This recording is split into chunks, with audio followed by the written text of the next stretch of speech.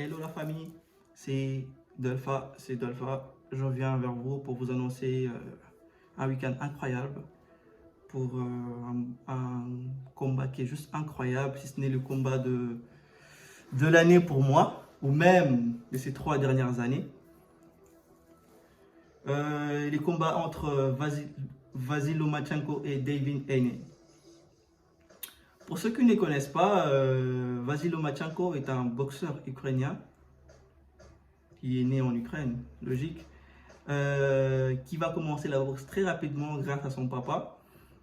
Il a tout raflé en amateur, il a fait championnat national, championnat continental, championnat intercontinental. On nous parle quand même d'un boxeur qui a tout raflé en amateur et qui a remporté il est 2 fois médaille d'or aux Jeux Olympiques. C'est incroyable comme perf. Et d'ailleurs, sa première médaille d'or en 2008 à Pékin, c'est cette médaille qui lui a justement permis de voir la lumière parce qu'il a été élu combattant le plus remarquable de l'année.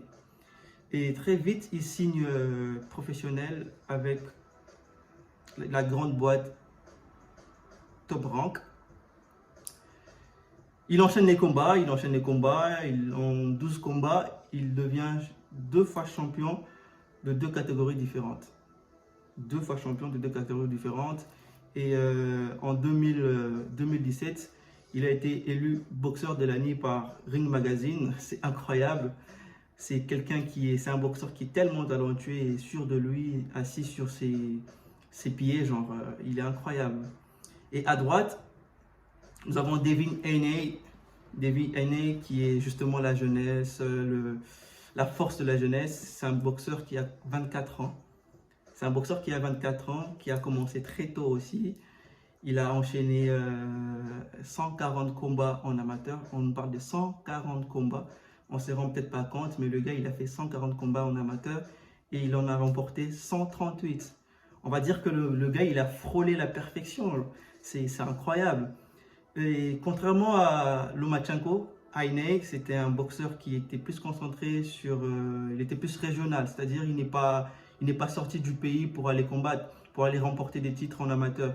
Il a été vraiment structuré chez lui parce que lui, son idée était de passer pro très rapidement.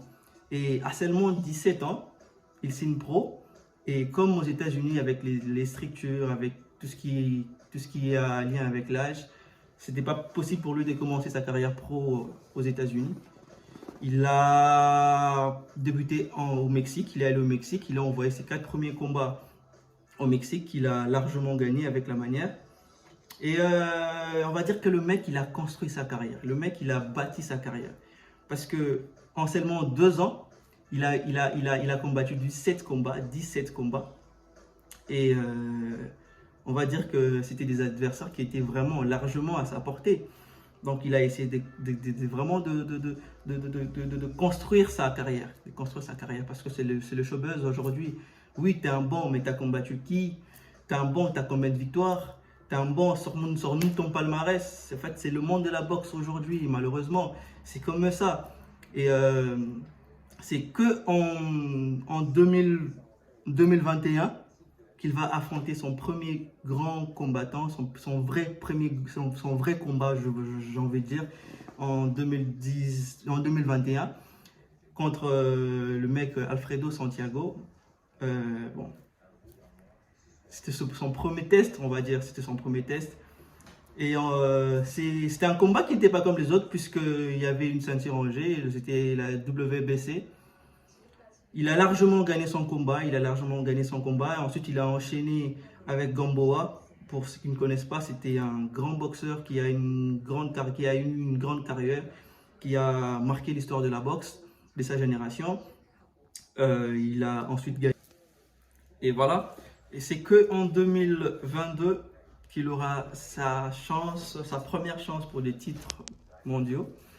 Et face à lui, il va affronter Georges Kambosos, qui est le tout nouveau champion unifié de la catégorie, possédant les ceintures WA, WBO, UBF.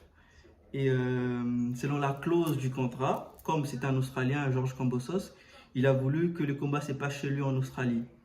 Et selon les clauses du contrat, si il arrivait à perdre le match 1, il y aurait un match 2, c'est-à-dire une revanche.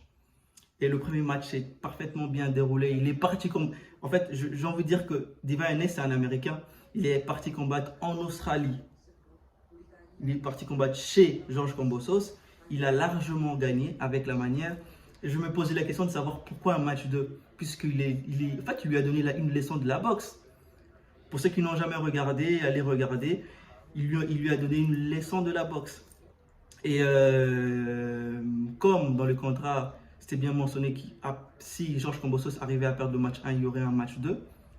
Le match 2 s'est déroulé et il a encore gagné une deuxième fois et avec la manière.